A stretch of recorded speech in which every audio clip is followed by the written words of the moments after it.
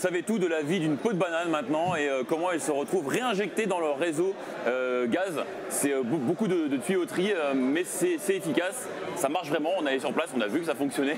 Ça fait partie de ces solutions d'avenir aussi. Oui, c'est la méthanisation et vous avez peut-être entendu parler que le gouvernement voulait promouvoir cette technologie pour fabriquer des gaz verts. On parlait d'électricité verte, mais maintenant on va avoir les gaz verts.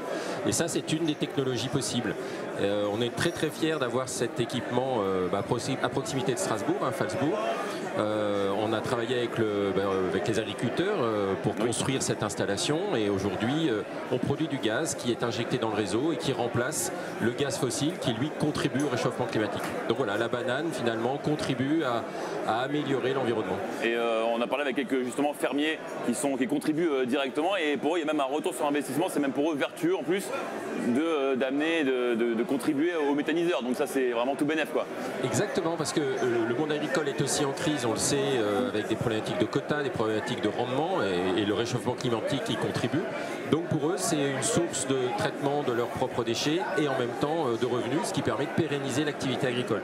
Donc c'est vraiment un cercle très vertueux. Et on a pu se rendre compte sur place que les nuisances en fait il n'y en avait pas en fait, parce que c'est très hermétique. C'est sûr qu'à l'intérieur je pense que ça sent pas très bon, mais par contre c'est très hermétique donc on ne sent absolument rien en fait. Il y a pas de. C'est le principe, c'est-à-dire que s'il y a de l'oxygène ça ne fonctionne pas, donc il ne faut pas faire entrer d'air et si on fait pas